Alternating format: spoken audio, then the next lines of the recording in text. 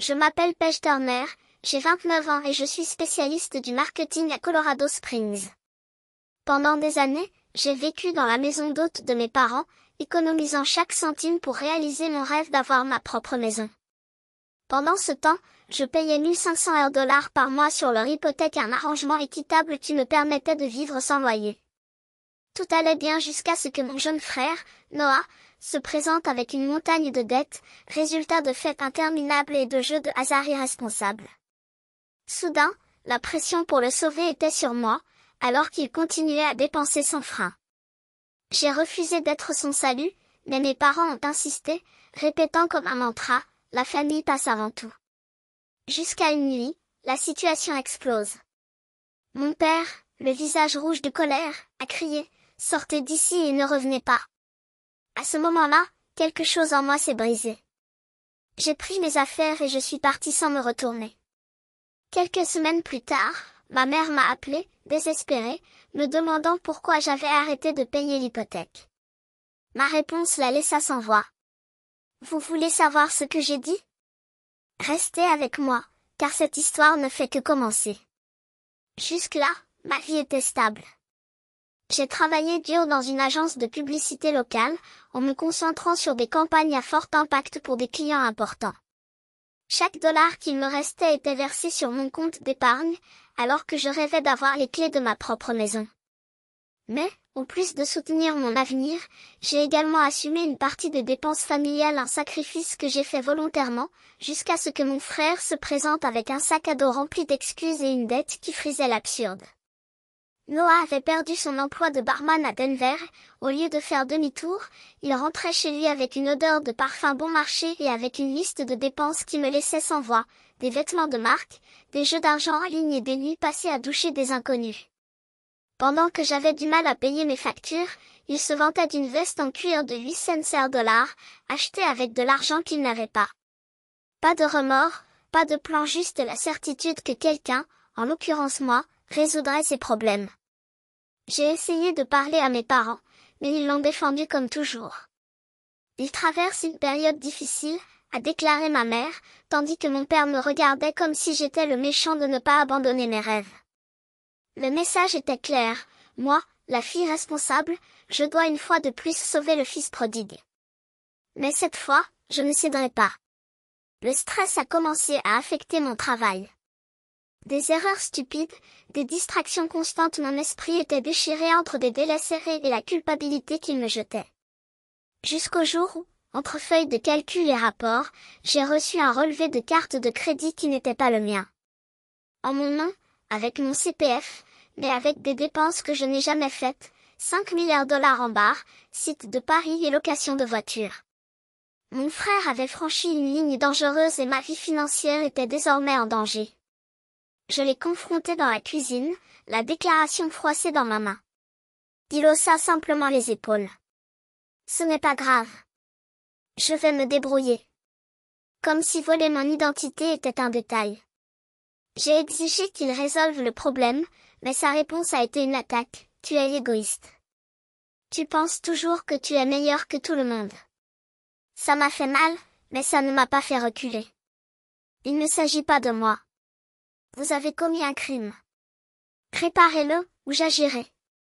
Il partit en grommant, laissant derrière lui un lourd silence et une certitude, je ne serai plus le bouchon des trous de la famille. Ma patience et mon amour avaient une limite. Et ce jour-là, je l'ai rattrapé.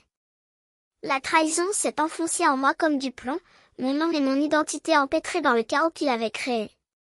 C'était pire que ce que j'imaginais. Cette nuit-là, j'ai appelé la banque, d'une voix ferme malgré la panique qui me serrait la poitrine.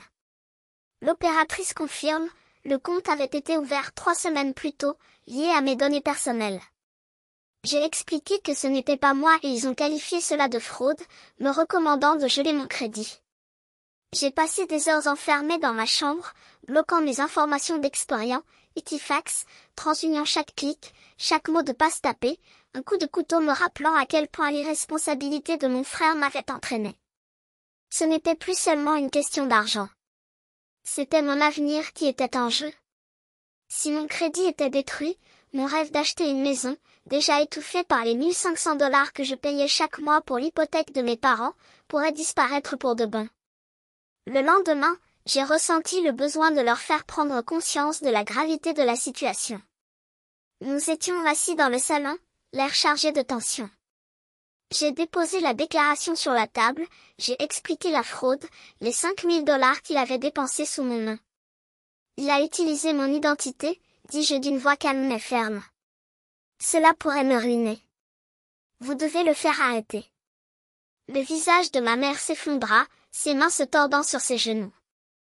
Il n'avait pas l'intention de faire ça, murmura-t-elle, comme si ses paroles pouvaient effacer le crime. Il traverse juste une période difficile. J'étais sidérée. Mon père se pencha en avant, la mâchoire serrée. Vous faites toute une histoire avec rien, dit-il. Payez et nous nous occuperons de lui plus tard. J'avais l'impression d'avoir reçu un coup de poing. Ils ne se contentaient pas de le défendre. Ils ignoraient qu'il m'avait volé et mis ma vie financière en danger. Tu n'écoutes pas, ma voix monta, aiguë. Ce n'est pas seulement une question d'argent. Il a commis un crime. Ma mère secoua la tête, les yeux humides. Ne parle pas de ton frère comme ça, murmura-t-il, comme si la vérité était une insulte. Mon père me regardait, les yeux plissés. Vous avez un bon travail, dit-il froidement. Vous pouvez le gérer. Arrêtez de faire des histoires. L'injustice brûlait comme de l'acide. C'était moi qui payais leur hypothèque, celui qui maintenait la famille à flot, et maintenant j'étais le méchant qui exigeait des responsabilités? J'ai quitté la pièce, les mains tremblantes, la déclaration toujours écrasée dans mon poing. Il l'avait choisi une fois de plus. Le travail aurait dû être mon refuge, mais même cela m'échappait. Mon patron m'avait offert une énorme opportunité, diriger une nouvelle campagne publicitaire pour un client national, une chance de prouver que j'étais prêt à devenir un stratège senior. Le délai était dans 10 jours et j'étais déjà en retard. Ma concentration, déchirée par le désordre à la maison. Je restais tard au bureau, à regarder les maquettes, mais mon esprit vagabondait vers la déclaration, vers les excuses de ma mère, vers l'indifférence de mon père. Lors d'une réunion, j'ai bégayé en répondant à propos des projections budgétaires. Mes pensées, piégées dans le rapport de fraude que j'avais fait. Mon patron a haussé un sourcil et je me suis forcée à sourire, promettant de régler le problème plus tard. Je ne pouvais pas laisser ça gâcher ma chance. De retour à la maison d'hôte, les murs semblaient se refermer. L'attitude de mon frère n'était pas seulement une trahison, c'était un signe d'avertissement. Ils ne pouvaient plus vivre sous leur toit, sous leurs règles, sous leur loyauté aveugle à leur égard. La maison, autrefois une étape pratique vers mon avenir, était désormais un piège. J'avais protégé mon crédit pour le moment, mais pendant combien de temps ferait-il autre chose? Le refus de mes parents de lui demander des comptes était un avertissement. Ils continueraient à attendre de moi que je répare ses dégâts, que je sacrifie mes plans pour ses erreurs. L'idée de rester, de laisser ce cycle se répéter, m'a donné la chair de poule. J'avais besoin d'une issue, même si cela impliquait de repartir de zéro. C'est alors que mon père a programmé la réunion de famille qui allait tout changer. Je suis entrée dans la pièce, le ventre noué, sentant la tempête se préparer. Ma mère était sur le canapé, les mains agitées, tandis que mon frère était affalé dans le fauteuil, faisant défiler son téléphone portable avec son pouce comme si de rien n'était. Mon père se tenait près de la fenêtre, le visage dur, le crépuscule de Colorado Springs projetant des ombres derrière lui. « Nous avons un problème, dit-il d'une voix basse et aiguë. Les dettes de ton frère sont à nouveau hors de contrôle. 10 000 $ en jeu de hasard et achats impulsifs. Tu paies-je, ou tu quittes la maison d'hôte. » Les mots m'ont frappé comme un train en fuite. 10 000 $. En plus des dégâts qu'il avait déjà causés à mon crédit. Ma tête a tourné, mais j'ai gardé mon expression stable. Je ne paierai pas pour ces erreurs, dis-je, ma voix ferme même si mes mains tremblaient à mes côtés. J'en ai trop fait pour cette famille. Mon frère n'a même pas levé les yeux. Il continua à faire glisser son doigt sur l'écran, avec indifférence. La voix de ma mère brisa le silence, douce et suppliante. Il essaie, pêche, dit-il. Il a juste besoin d'un peu d'aide pour se remettre sur pied. Des sacrifices familiaux pour la famille. Ces paroles piquèrent, tordant le couteau de leur favoritisme. Des sacrifices? J'ai répondu, plus brusquement que je ne l'avais prévu. J'ai fait des sacrifices pendant des années pour garder cette maison debout. Quand fera-t-il sa part? Les yeux de mon père se plissèrent et sa mâchoire se tendit. Vous avez un bon travail, a-t-il déclaré. Vous pouvez vous le permettre. Arrêtez de compliquer les choses. L'injustice m'a consumé comme le feu. Je me suis tournée vers mon frère, qui a finalement levé les yeux, le visage ennuyé. Vous nous coulez, dis-je, ma voix tremblante de colère. Vous avez dépensé 10 000 pour des bêtises, et c'est moi qui dois y remédier? Il haussa les épaules et s'adossa au dossier de sa chaise. Ce n'est pas ma faute si les choses se sont tendues, dit-il, la voix ruisselant d'indifférence. Tu penses toujours que tu es meilleur que tout le monde, en prétendant que tu es parfait. Ces paroles étaient une gifle, mais je n'ai pas reculé. Il ne s'agit pas de moi, ai-je crié. Vous avez franchi une ligne et je ne nettoierai plus vos dégâts.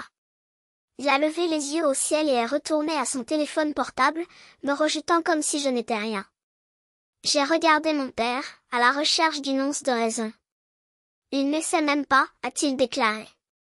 Pourquoi c'est moi qui dois payer? Mon père s'avança, la voix s'élevant. Parce que tu fais partie de cette famille, il a crié. Soit tu aides, soit tu pars et ne reviens pas. Le silence envahit la pièce, ses paroles lourdes dans l'air. Ma mère haletait, essayant de lui tenir le bras, mais il s'écarta. Mon cœur battait à tout rompre, un mélange de choc et de trahison m'envahit. Je m'attendais à de la résistance, mais pas à celle-ci, un ultimatum pour jeter mon avenir à la poubelle ou perdre ma maison. Les larmes me piquèrent les yeux, non pas à cause de la tristesse, mais à cause de la douleur crue de leur choix. Ils l'avaient choisi une fois de plus. Ma mère essaya de se calmer, sa voix tremblante. Paige, s'il te plaît, dis-je. Nous devons juste rester ensemble. Il s'en sortira. Je secouai la tête, la gorge serrée. Vous continuez à le protéger, a-t-il déclaré. Il le laisse nous détruire, et c'est moi qui en paie le prix.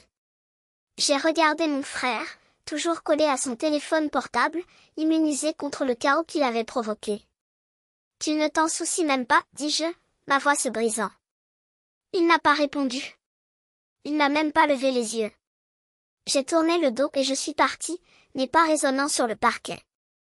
La maison d'hôte me parut plus froide à mon retour, les murs se refermant. Leur demande 10 000 $ pour son irresponsabilité était un fardeau que je ne pouvais plus supporter. Je m'assis sur le lit, mon esprit s'emballant. Mes contributions à la maison, les années passées à tout faire fonctionner ne signifiaient rien pour eux. Ils me considéraient comme une ressource, pas comme une fille. Les dettes de mon frère, son indifférence, la défense aveugle de mes parents. C'était un cycle que je ne briserais pas en vivant là-bas. La maison d'hôte, autrefois un abri pratique, était maintenant une prison, m'attachant à leur chaos. J'ai pensé à mon travail, à la campagne publicitaire que je menais, à ma chance de faire mes preuves. Mais comment pourrais-je me concentrer alors que cette bombe à retardement explose dans ma vie? C'était le mien. Pour la première fois depuis des années, aucune ombre de dette d'autrui ne pesait sur mes affaires, aucun écho des cris de mon père sur les murs. Ce coin exigu, avec la lumière du soleil filtrant à travers les rideaux décolorés, valait plus que tous les pieds carrés de la maison d'hôte que j'avais laissée derrière moi.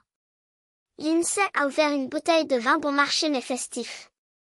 Toast à l'indépendance, a-t-elle dit en heurtant son gobelet en plastique contre le mien. Colin, encore en sueur à cause du déménagement, leva sa bière avec un sourire. À ceux qui ont le courage de sauter du bateau avant qu'il ne coule. Ces paroles piquaient un peu parce qu'elles étaient vraies. Je ne m'enfuyais pas. Je choisissais. Je m'assis sur le canapé lit qui serait mon lit pour les prochains mois, mes doigts traçant les bords de la couette que Lindsay avait empruntée. Le poids de la réalité commençait à s'installer, il n'y avait pas de retour en arrière possible. Fini les dîners forcés avec de faux sourires, fini les chèques signés dans l'espoir d'acheter de l'affection. Mais non plus la sécurité illusoire d'un toit garanti. Désormais, Chaque centime comptait. Chaque décision était la mienne et la mienne seule. J'ai ouvert mon ordinateur portable et examiné le budget pour la 100e fois. 1 000 $ de loyer, la moitié de ce que je payais auparavant, mais c'est quand même un coup dur pour mes projets d'accession à la propriété. Épicerie à 300 $, adieu les plats cuisinés de ma mère. 200 $ pour le transport, la vieille voiture devrait durer encore 1 an. Il en restait peu, mais il y avait beaucoup d'espace. Espace pour respirer. Espace pour faire des erreurs sans être crucifié. De l'espace pour enfin grandir. Lindsay s'est assise à côté de moi, volant une frite dans mon assiette. « Est-ce que tu vas le regretter demain ?» demanda-t-elle doucement. Je secouai la tête. Non. Je suis juste désolée de ne pas l'avoir fait plus tôt. C'était vrai. La douleur de partir était aiguë, mais la douleur de rester avait été un saignement lent et sournois. J'avais choisi la cicatrice nette plutôt que la blessure qui n'avait jamais guéri. Colin a dit au revoir tôt, avec une pression sur l'épaule et un « appelle si tu as besoin de moi ». Lorsque la porte s'est fermée, Lindsay et moi sommes restés assis en silence pendant un moment, écoutant le bourdonnement du réfrigérateur et le bruit lointain de la circulation en contrebas. Et maintenant, elle a demandé. J'ai souri, pas le sourire tendu que j'avais chez mes parents, mais un sourire qui faisait un peu mal au coin, tellement il était authentique. Maintenant, dis-je en fermant le cahier avec un claquement, je vis. Ce petit appartement du 3e étage, avec la fenêtre qui grinçait quand le vent soufflait et l'odeur permanente du café brûlé, était le mien. Pour la première fois depuis des années, il n'y avait aucune facture portant le nom de mes parents sur mon bureau, aucun message désespéré de mon frère demandant, juste un prêt de plus. Il n'y avait aucun point invisible à constituer une bouée de sauvetage pour une famille qui refusait de nager seule. Je suis retournée une dernière fois à la maison d'hôte, histoire de boucler le cycle. Les murs me regardaient comme des témoins silencieux de tout ce que j'avais abandonné, pas le lieu lui-même, mais l'illusion qu'un jour, il changerait. Pendant une seconde, j'ai senti quelque chose me brûler la poitrine, non pas à cause de la perte d'espace, mais à cause du chagrin de la version de moi qui croyait encore au sauveur. Je secouai la tête, comme si je pouvais me débarrasser des derniers restes de cet espoir, et m'assis au bureau en bois bon marché. Une feuille de papier vierge, un stylo qui tremblait entre mes doigts. Maman, papa, et j'écris, et l'encre semblait brûler le papier. Je pars. J'ai payé 1500 $ par mois sur ton hypothèque ces 2 dernières années, même quand ils m'ont dit de me perdre. Je ne suis plus responsable de cette famille. Surtout pas des dettes de mon frère. C'est fini. Chaque mois était un coup de marteau, ferme, sans possibilité de négociation. J'ai plié la lettre avec un soin extrême, comme si je manipulais une grenade, et je l'ai laissée sur la table. Alors que je fermais la porte pour la dernière fois, j'ai entendu le clic de la serrure résonner en moi, la fin. Dans la voiture, avec mes mains toujours tremblantes sur le volant, j'ai senti ma poitrine se dilater comme si quelqu'un avait coupé une corde qui me serrait depuis des années. J'ai pris une profonde inspiration et l'air est entré propre, sans le goût amer du ressentiment. L'appartement de Lindsay n'était pas la maison de mes rêves, il y avait des plafonds qui fuyaient et des voisins qui se disputaient à 3 heures du matin, mais c'était le mien. Pour la première fois, chaque centime que je gagnais serait dépensé ou économisé grâce à ma décision. J'imaginais que mon compte bancaire arrêtait enfin de saigner à cause d'erreurs qui n'étaient pas les miennes. L'idée devrait apporter un pur soulagement, mais entre les sanglots de liberté, un pincement au cœur a tenté de s'infiltrer, et s'il n'y arrive pas? Et si la maison partait? Mais ensuite je me suis souvenu de mon frère, toujours avec une cigarette entre les doigts et des excuses sur le bout de la langue, pendant que nos parents faisaient un énième chèque pour boucher leur trou. Je me souvenais de ma mère, avec ses yeux gonflés à force de pleurer, mais ses mains toujours tendues pour prendre la prochaine facture. De mon père, avec ce ton de voix qui transformait les demandes en ordre, « Tu es la fille responsable, Paige. Tu ne peux pas nous laisser en suspens. » Ils avaient fait leur choix. Maintenant, j'avais fait le mien. 3 semaines plus tard, mon téléphone portable a vibré sur le comptoir de la cuisine de Lindsay, éclairant l'écran avec un nom que j'avais effacé de ma vie. Paige, nous avons des ennuis. Le message de ma mère était court, mais il avait le poids d'un effondrement, la banque menace de saisir. Appelez s'il vous plaît. Le café refroidissait à côté de moi alors que je regardais le téléphone, comme si le simple fait d'être là pouvait me ramener dans l'abîme. Ils avaient trouvé la lettre. Ils avaient découvert que les $8 000 par an que j'investissais dans mon hypothèque étaient épuisés. Et maintenant, la banque lui a donné 30 jours pour disparaître une fois pour toutes de la maison où j'ai grandi. Mon estomac se retourna, non pas de remords, mais d'un étrange mélange de pitié et de détermination. Je les avais portés sur mon dos trop longtemps. Lorsque le téléphone a sonné ce soir-là, avec le numéro de ma mère clignotant sur l'écran, j'ai répondu debout, appuyé contre la fenêtre de ma nouvelle chambre, les lumières de Colorado Springs scintillant en contrebas comme des promesses. Paige, nous avons besoin de toi, sa voix était cassée, comme toujours quand elle voulait quelque chose. Encore un peu. Jusqu'à ce qu'on s'organise. J'ai pris une profonde inspiration, sentant la vitre froide de la fenêtre dans mon dos. Tu m'as dit de partir, dis-je calmement, comme si je lisais un verdict. Je ne suis pas responsable de vos choix. Pas même le sien. Elle commença à plaider, les mots s'entrechoquant. Ton frère essaie, il a juste besoin de plus de temps, nous allons arranger ça, s'il te plaît, encore quelques mois. Arrêtez, ai-je coupé, et ma voix n'a pas tremblé. Il a fini. Vous avez choisi cette voie. Maintenant, vivez avec. J'ai raccroché. Le cœur battait fort, mais plus léger qu'il ne l'avait été depuis des années. J'avais tracé une ligne dans le sable. Et pour une fois, je ne marcherai pas dessus. Les rumeurs me parvenaient d'un cousin éloigné. Mon frère n'avait pas changé. Je sautais encore d'emploi en emploi, j'accumulais toujours des dettes sur ma carte comme des confettis. Mes parents, auparavant unis dans l'illusion que, la famille et tout, se déchiraient désormais dans des bagarres qui résonnaient à travers les murs de la maison qui ne serait bientôt plus la leur. Mon père voulait supprimer définitivement l'allocation de mon frère, ma mère a insisté pour lui donner une chance de plus. Leur cri était le bruit d'un château de cartes qui s'effondre, le même château que j'avais défendu seul pendant si longtemps. Pendant ce temps, je construisais quelque chose de réel. L'appartement de Lindsay, avec ses sols grinçants et son réfrigérateur à réaction, était plus un chez-soi que n'importe quel coin de la maison ne l'avait jamais été. Au travail, je me suis lancée à corps perdu dans la campagne publicitaire qui pourrait définir ma carrière. Des nuits blanches, des diapositives refaites à en avoir les yeux brûlants, et la présentation finale qui m'a laissé les paumes humides de nervosité. Lorsque la cliente a tout approuvé sans sourciller, ma patronne m'a convoquée dans son bureau avec un sourire que je n'avais jamais vu auparavant. Vous êtes notre nouveau stratège principal, dit-elle, et les mots sonnaient comme une clé tournant dans une nouvelle serrure. L'augmentation de salaire n'était pas seulement une question d'argent, c'était la preuve que, sans le fardeau qui pèse sur mes épaules, je pouvais voler.